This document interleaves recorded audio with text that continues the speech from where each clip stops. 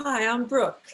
I'm a MeatRx carnivore coach, and I'm here today with Alberto, who's going to share with us what the carnivore diet has been like for him. Hi, Alberto. Hey, how are you doing today? Pretty good. How are you? Doing fantastic. Beautiful, sunny Austin, Texas. So it's a good day. Nice. Well, I want to really thank you for sharing with us, taking the time to share your healing journey on the carnivore diet. I think it's going to help a lot of people. And so let's just get started. I'm really curious. What brought you to the carnivore diet? What were things like for you before? Um, Rough is an understatement. Looking back, it's kind of funny when you slowly get sicker and sicker every day. What you accept as normal. I have you don't say had. I have ulcerative colitis. I don't suffer from it at all anymore. About half my adult life, I think I was diagnosed around 18. I'm 40 now, and just kind of dealt with it for as long as I could. In my 20s, I was stubborn, and I turned 21. I wanted to be 21. I wanted to do what every 21-year-old did, and I did.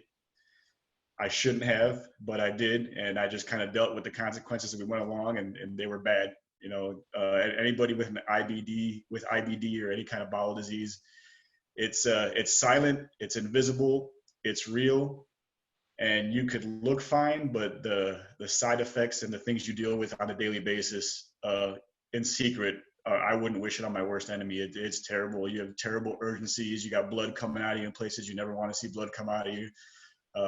Anemic, very, very malnourished, but as I stated a second ago, I was young and stubborn, and I was just willing to put up with this much worse and this much worse every single day. And then, you add a little bit every day, 10, 15 years later, it kind of stacks up, and you got something ugly on your hands.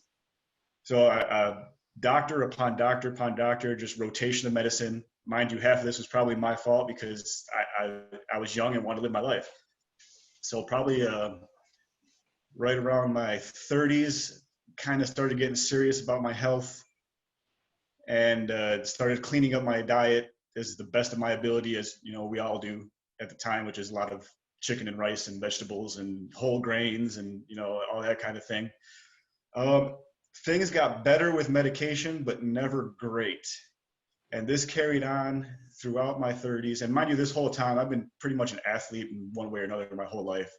So this carried on. I still tried to weightlift. I was still active in martial arts. I still active everything I could be. And in my head, it was as long as I could still train, then I'm not that sick. And that's what I would always use to convince myself. As long as I can still make it to martial arts class, as long as I can still get to the gym, then I must not be that sick. In hindsight, I was in really, really bad shape. So I carried on through my 30s until about 3 years ago. That's when I stumbled upon keto, ironically through just a random work encounter. So decided to, looked into it, sounded absolutely insane, which I'm sure a lot of people can say. It just sounds nuts. No way it's going to work. I got gut issues. You can tell me I got to eat all this fat. Like, no, I know my body. That is not going to fly. So I just kind of went for it, did a little bit of research, hit up a couple sites, and then the only thing I could find at the time, it would say something along the lines of it is known to possibly help with digestion issues and gastrointestinal issues. So at that time, I was like, you know what? I've been to a handful of doctors. I've been through a lot of different medications. It's controlled, but am I controlling it, or are all these medications controlling it? And I was just, at that point, I was just really tired of taking medications. According to every doctor I told, this is a life sentence. You're going to be on medicine. You're going to be on medications forever. You're never going to be able to get off of them. This is your life now, and accept it. So up to that point, I was still working out as hard as I possibly could, gaining 5, 6, 7 pounds a month, and I couldn't stop. And I'd go to the doctor, weigh in 5 pounds heavier, 5 pounds heavier, and they had no answer for me. They were just, I'd get patted on the back. Oh, you're the poster boy. You're doing everything right. You're uncontrolled on medications. You're going to the gym. And I didn't look like I was going to the gym. I just was struggling for my life just to not become obese. And I just kept inching closer and closer there. So catching up to the keto part, stumbled across keto, looked into it, decided I was going to start, decided it was incredibly complicated. just because I had tubs and tubs of protein powders and supplements and all kinds of stuff that I needed. So I decided, you know what, we're just going to kind of wean ourselves in. You know, I got all this brown rice and chicken and all this other stuff. So I'm just going to slowly burn through it, and I'm just not going to replace it. And which ended up working out great. With having digestion issues, for me to jump ship, I think would have put me off, and I don't think it would have worked very well. So I slowly transitioned into keto at the time. And ironically, I would say honestly, it wasn't more than a few days where I just immediately noticed that it didn't hurt to get out of bed anymore. My knees felt a little better. The pain in my knuckles, you know, I'm in the blue collar industry. I work with my hands, and it was just always a struggle. You know, I got to the point where I thought, I'm going to be that guy that's got to pop a couple of Advils every morning in order just to make it through the day, just to stave the joint pain away. But I noticed after a few days that just slowly started going away. The urges to go to the bathroom were very, very, very slowly, just slowly tapering off. And I'd say about 2 weeks in, I almost felt like a completely different person. At that point, I was 100% sold. What were you eating? What were you eating mostly then? At the time, it was what I would just say therapeutic keto. At the time, I didn't know there was Facebook pages. I didn't know there was groups. I just thought it was me in this little bubble with Google, and that's all I had to work with. So I went straight into therapeutic high fat keto. I didn't know of any other way, and I just started as simple as I could. So just beef and bacon, and a little bit of butter, and eggs. You know, I tried to keep it as simple as possible. So it was sort of a meat-based keto. Oh, it was very meat-based. Yeah. I mean, and it's funny because, you know, we talk about this all the time where, like, you get into keto and there's this ebb and flow where at first you start off very, very simply and things work great. And then all of a sudden you get super creative and you start making all these extravagant recipes and fat bombs and desserts. And then you see, like, the affordability starts to go way down. And then you hit this point where you're like, I really don't need any of this stuff. And then you end up going into full circle back into the simple stuff. And it just, for me, I'm capable of making the treats. If there's a birthday party or something, and I feel like making one, I will, but I very rarely indulge in anything. You know, as everyone says, your palate changes. So like, really don't have any desire to really sway off plan. Well, were you before keto carnivore or meat-based keto, when you talked about those symptoms, was it like intestinal pain? Would you be in pain? The pain is an understatement. I remember, like, you have 5 to 10 minute periods of feeling normal. And then between that, it'd be abdominal pain, cramps. The easiest way I could describe it is it would feel like someone shoved a needle straight through your abdomen and directly into your spine. And it would almost buckle you over, or buckle me over. And it would last a little bit. So you'd kind of have to, you'd be at work and you're just, you know, leaning forward a little bit, trying to fake it off. And I specifically recall when I was pretty much at my worst and still working, that it was right around Halloween, and this was a long time ago. And a buddy of mine, he was just handing out candy. And I just told, and he knew what was wrong with me. And at the time, we're just kind of, whatever, it is what it is. And he gave me a pack of Smarties. And I told him, I go, watch, I'm going to eat this one Smartie. And I'm like, watch how fast I have to go to the bathroom. And he thought I was joking. So I literally ate one Smartie. And I'd say within 45 seconds, I was running to the bathroom. It was going, not that one Smartie was going straight through me, but the effects were that fast that it would just go right through me. I'd have to go to the bathroom, and the urgency, like, there's no controlling it. Wow, so it's like a trauma. It's like your own body's in trauma all the time. Yeah, it is really strange. And then the problem with it, at least in my experience, is it's extremely stressful and extremely anxiety inducing. And I'm sure anyone can attest that stress and anxiety aren't good for anything. So it just seems to compound itself on top of itself. It's like this never ending vicious cycle. And luckily, like I said, I had found a way of eating that kind of changed it. And now looking back, 5 different states, 5 different doctors, and some of the doctors were really good doctors. I honestly wish I could go back to Chicago. I wish I could go back to Michigan and visit these doctors. Just talk to them, because they were helpful, but never once did anyone ever mention anything about diet, which was a little frustrating in hindsight. But I mean, you can't hold on to that stuff. You know, you got to move on, and you got to take care of yourself. So like, me holding on to anger at other people is doing nothing for me. So, you know, it kind of is what it is. What are your symptoms like now that you're? what symptoms? Yeah. Right.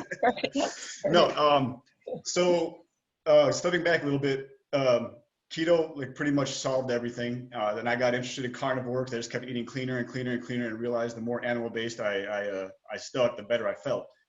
And I specifically recall it was one day, it was a Friday. I was about ready to leave for work, kissed my wife goodbye, and I was like, oh, I forgot to take my medication. So I run back to the cupboard and I grab my medication, and I'm just standing there. And she asked me, she's like, what's wrong? I was like, well, I haven't taken this all week. Like I had legitimately forgot to take it. And she was like, you serious? I go, yeah, but it's been a week. And so I started panicking. I'm like, oh my God, I'm gonna get sick.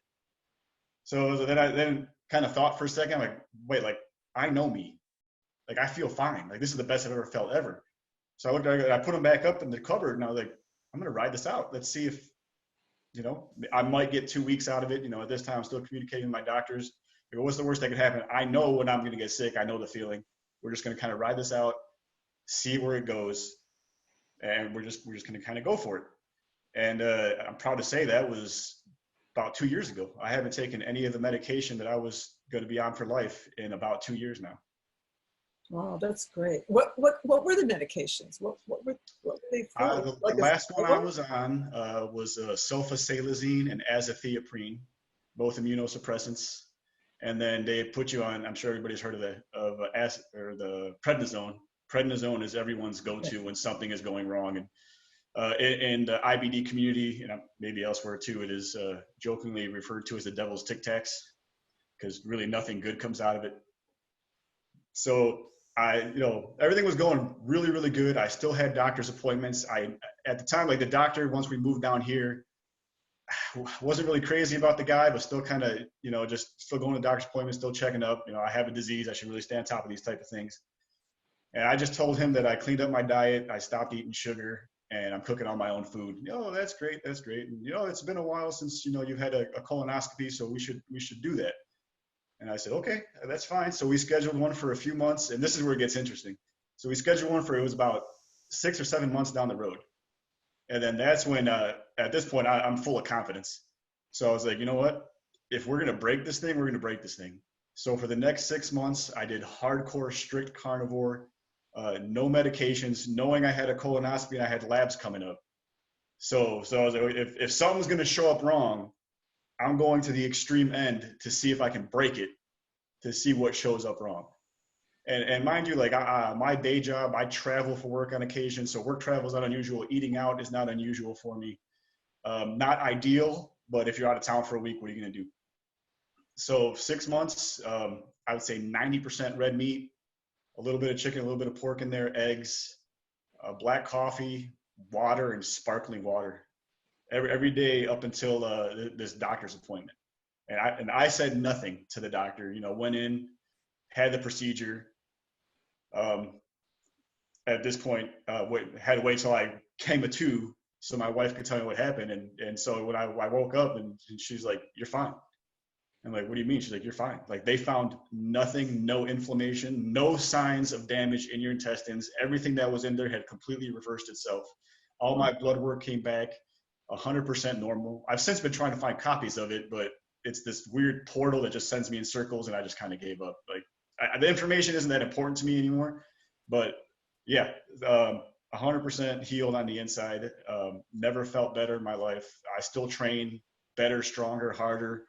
I effortlessly maintain low body fat percentage now year round. It is not a problem. I've run half marathons on no training.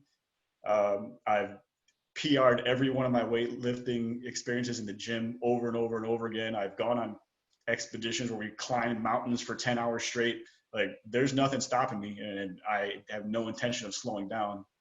I just feel great. And it's like, now it's like I've lived so long with what feels like being held back by these medications and this disease that now it's like the chains are broken, but now I really want to see what I can do. That's great. That's great. IBD, colitis, IBS, those things are so debilitating for people, I think. And especially, and then the fear probably of changing a diet, especially when you've been told you need fiber, you need fiber, you need fiber. It's gotta be kind of scary, actually. Yes, and I'm still pretty active in the community on Facebook, and you know, I kind of tend to stay in my own lane. I'll offer advice if someone specifically asks, but I really don't try to put too much out there, because I started off doing it that way, and you can imagine how that went. It did not go well. Yeah. but How long now? but I mean, I'm sorry. How long now have you been carnivore?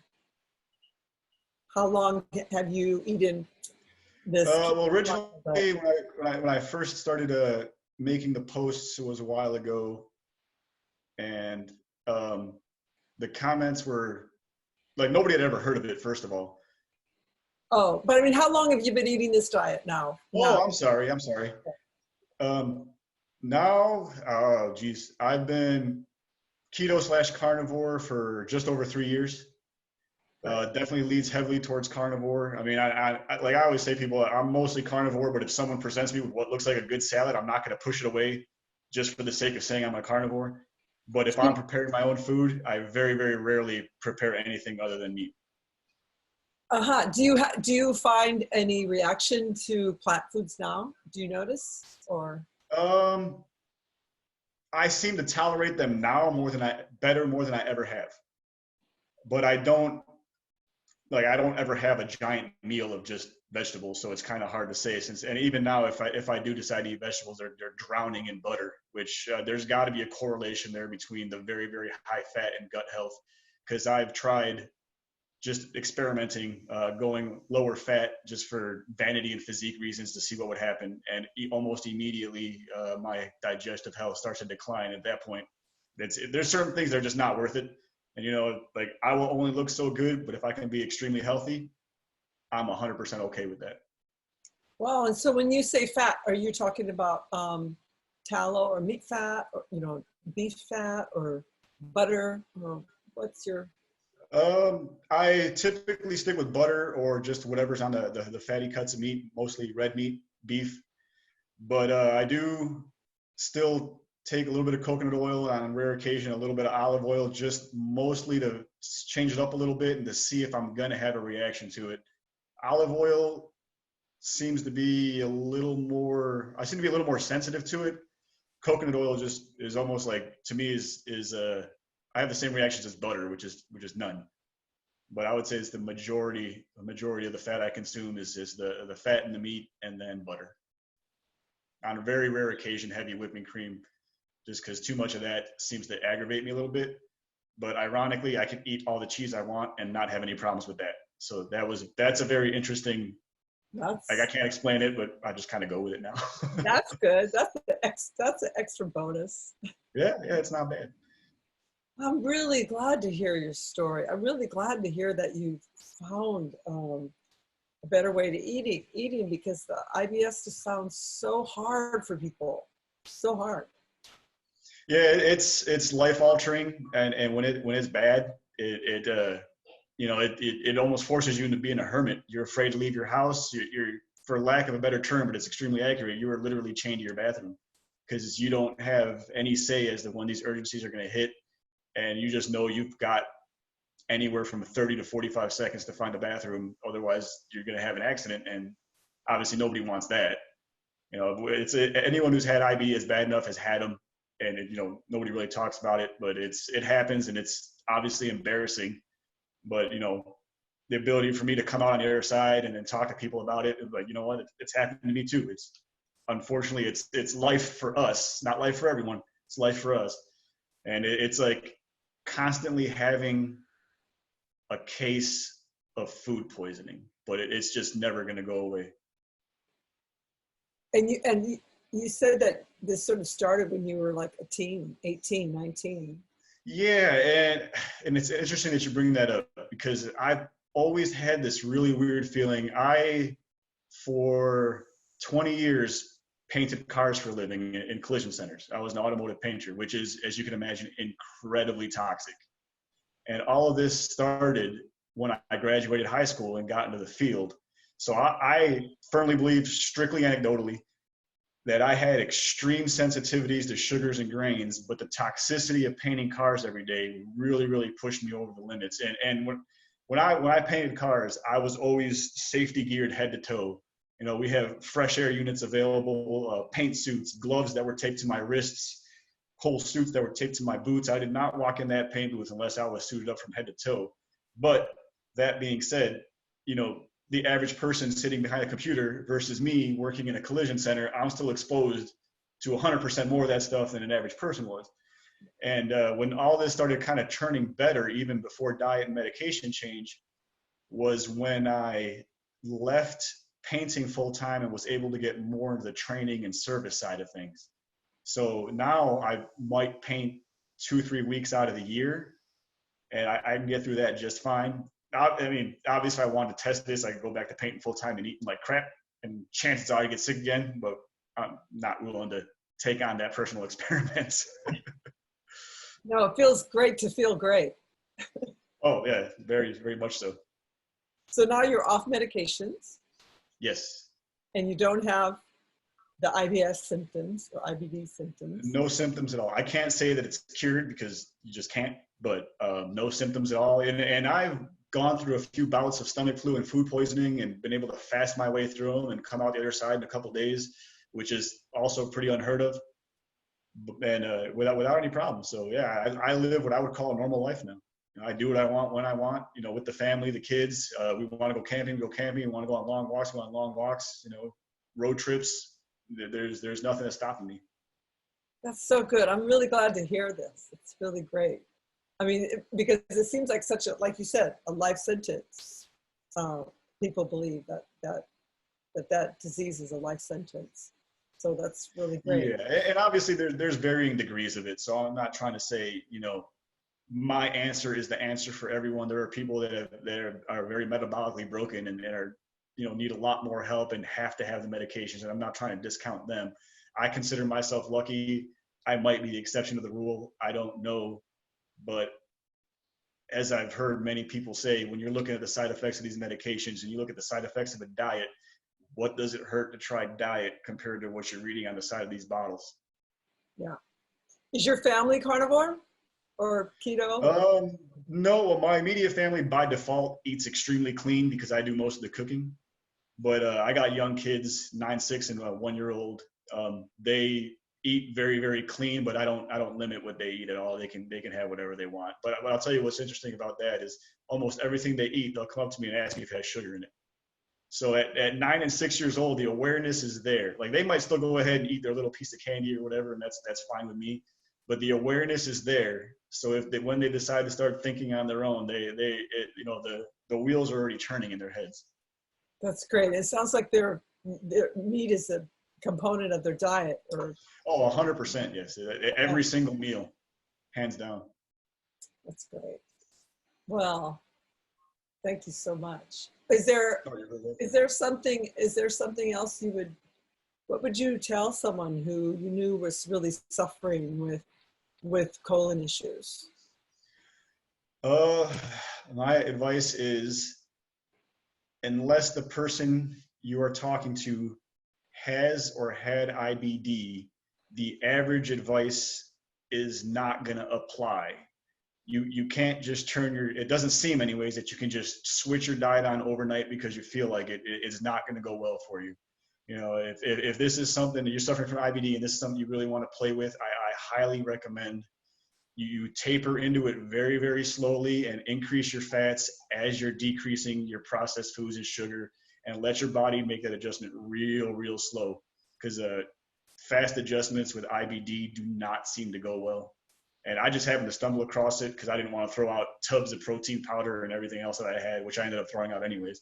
But I think that slow taper is definitely key. And you just keep a food journal, 100%, everything that you're eating, of how you're feeling every day, document everything you can possibly document. Take pictures, even pictures of your foods, as silly as it sounds. You'll go back and look at what you were eating, and then eventually you'll find your safe foods. And there's been times where, I've had bouts of food poisoning or the stomach flu or something, and I always go back to steak and avocado. If things get really, really bad, a couple bites of steak, a little bit of avocado, and then I can taper the avocado off, go back to the steak, stick with that for a while, and things will come right back normal pretty quickly.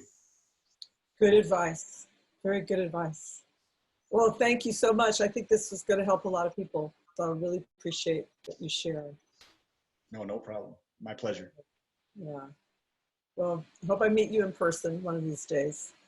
That'd be great. Thanks. Thank you.